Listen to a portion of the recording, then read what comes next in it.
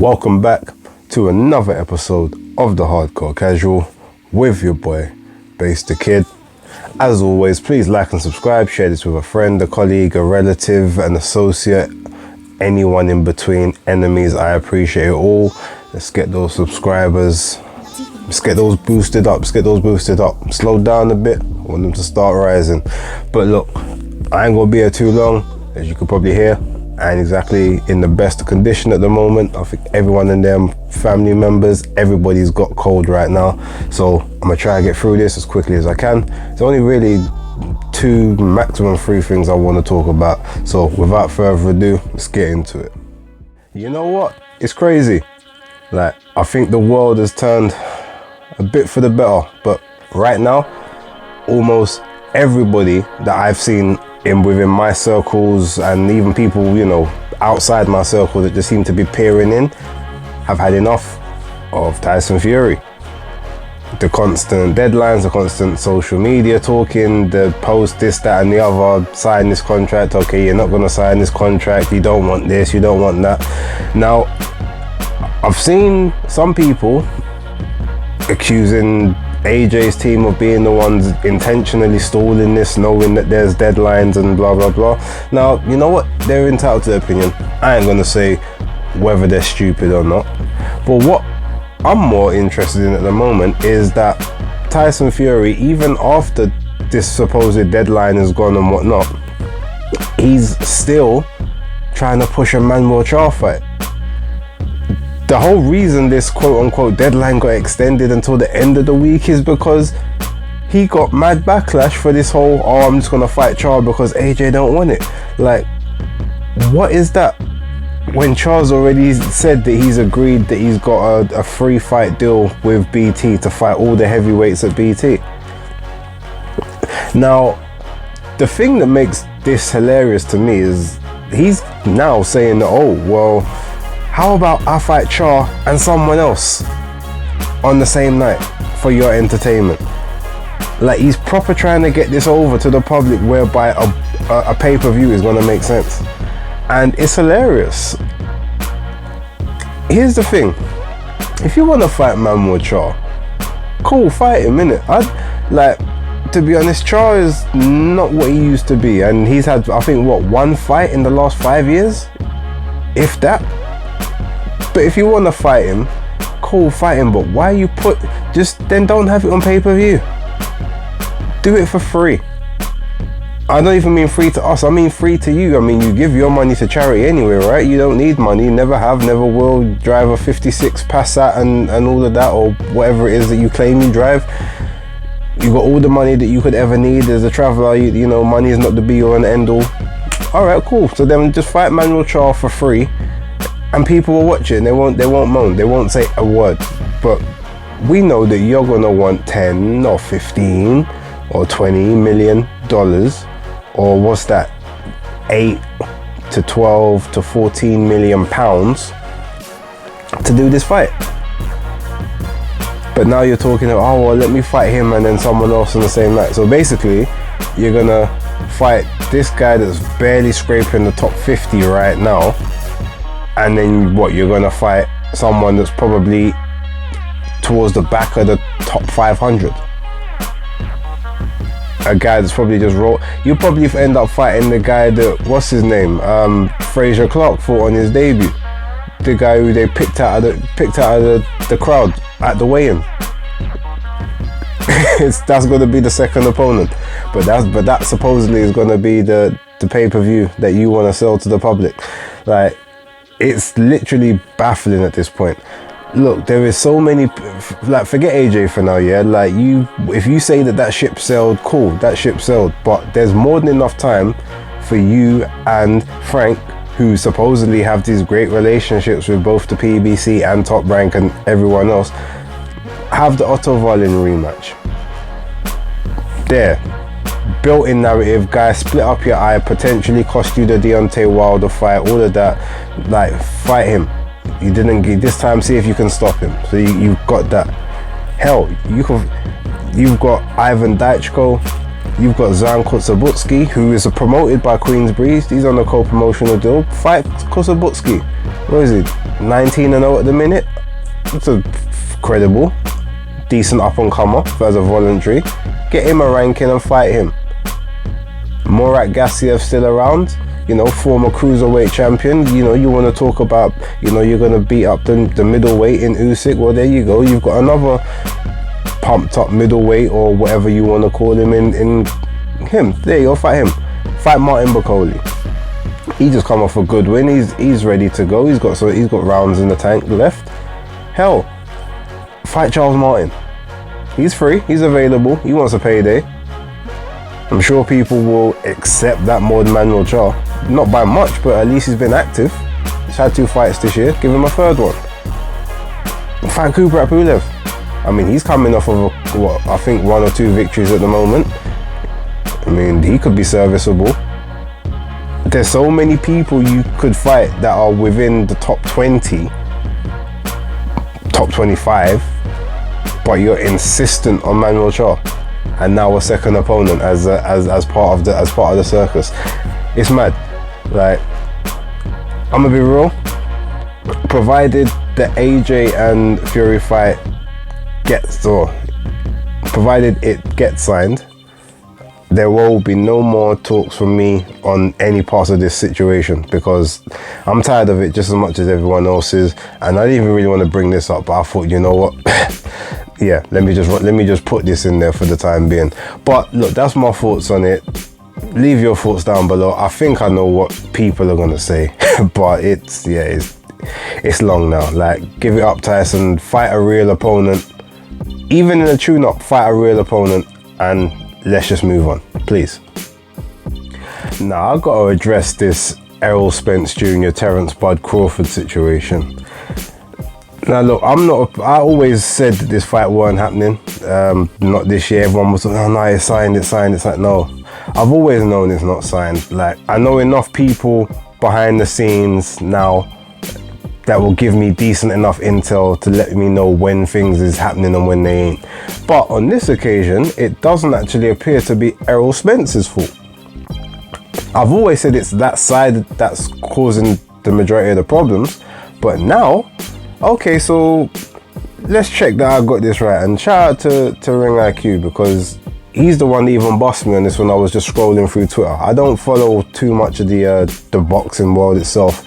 I like to just try and keep my, you know, sort of my thoughts clear. But when I see certain things, I have to, you know, address them. So I find out that Terence Crawford has accepted a deal with no guaranteed money up front. He's accepted, I think, 35% of the net profits of the event. Not the gross, the net. I'm like, whoa, what kind of deal is that? But a man's accepted it. Okay, he must really, really want this fight. And I guess he's saying there's absolutely no chance that you can take, you know, you can take the piss now. You can't say that I'm being unreasonable. Like, I'm not even asking for a guarantee at this point. When quite frankly, he's been on 3.5 minimums for the last 5 years. Okay. But he says he wants full transparency on everything, which I think is totally fair. Full transparency. I want to see what we're spending for the promotion. I want to see what all the ticket sales are. I want to see all the costs in terms of, like, the ring officials and the stewards and the bar staff and the gate, the receipts, everything. Like, I want full transparency on everything, so that I know exactly how much this thing is made, and I can have input as to, no, we don't need that cost, we don't need that cost, we don't need that cost, because that's all eating into my money. And Al Heyman apparently is the guy that's saying, nah, we're not doing that. My question is, why? Why would you be holding up the quote-unquote most anticipated and biggest fight in the world that supposedly everybody in the world wants to see, but you are not happy for one guy to see the books on what the fight's making? one of the fighters, no less. So you want the guy to basically act as a co-promoter to the event by not having a guarantee, yet you don't want to give him access to all the information that he needs. I mean, he's not asking for your books for the last 5 to 10 years. And quite frankly, I think those books would be scary if that was the case, but that's not what man's asking for. He just wants this event. All right, from the time we sign this, I want to see everything.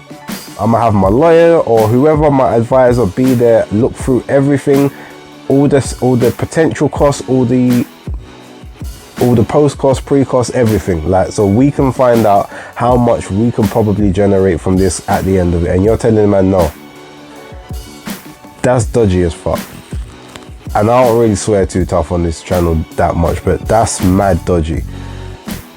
So for all the people that love singing praises of PBC and, you know, all of this, like, Al Heyman ain't that guy. I'm sorry, he just isn't. PBC has to arguably be the most inactive roster of fighters in the world.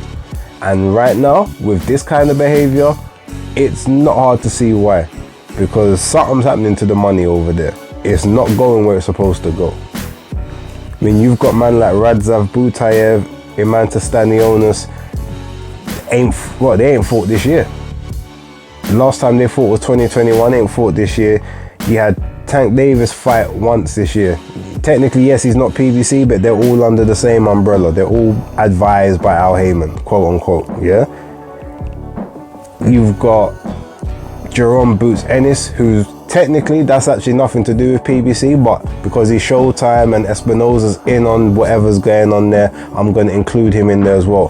4 minutes of action this entire year. Jermell Charlo fought once, became undisputed champion and only fought once, pushing his next fight back to January, not trying to keep it, you know, trying to build on the momentum that he's had. Jamal Charlo hasn't fought at all. Errol Spence Jr.'s fought once, but it's supposed to be the big dog. Oh no, what is he?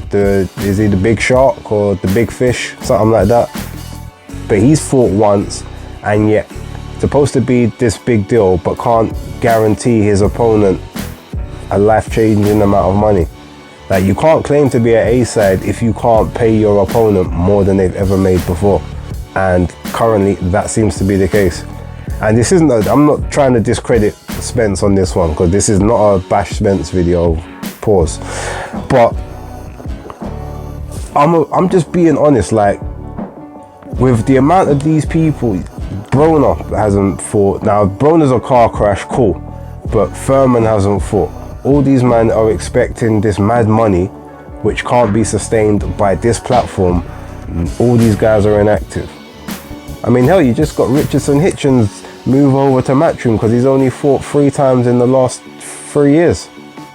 Before that, he was fairly active. All of a sudden, where's the money gone for him? He's not fighting regularly like he should be. Andy Ruiz fought once. Luis Ortiz, fair enough, he fought twice, but Charles Martin fought twice as well, yeah, on one main event, one undercard. But again, they tried to put his first fight on pay-per-view, knowing that it weren't pay-per-view worthy. All of these things are just telling me that something's going on that side, and anyone who's got any care for their career, they need to get their lawyers to have a look at their contracts to see, can they break them early? Can they buy themselves out of them and see if another promoter will take on that cost? Say, okay, look, please buy me out of this, and I'll take a reduction on all my purses up until I pay that off, and we can do some big fights. Because right now, these men, their whole careers are getting stagnated, they're getting wasted. None of them is getting any younger, and this is the kind of madness that's going on. Yeah. I don't blame Terence Crawford for not signing that. I mean, he took everything else, like, basically man stripped himself down and said, look, I'm here naked, like, do what you're doing, but all I want to know is what's happening. But you're telling me, nah, like, you'll just close your eyes, and then when you open your eyes, it will be over. Like, no, that don't sound like the move. Like, I need to know what's about to go down, kind of thing. And I know that's a mad analogy, but that's literally what I've got right now. The cold will bring it out of me. It's just a mad situation. I don't know what's going on, and yeah, like, leave it in the comments below, but I'm telling you, like, it's not nice over there at all. So anyone who's got any self-respect for themselves, anyone that's, you know, on that Danny Jacobs flex, that can even have him as an advisor, but you stay promotionally free, do your thing, get out of them contracts, go find someone else, because after practices like that, ain't the move at all. But you know what, let me leave that there. I've got a few things to do. I need to try and see if I can sweat some of this cold out and go to the gym and, you know, smash that work.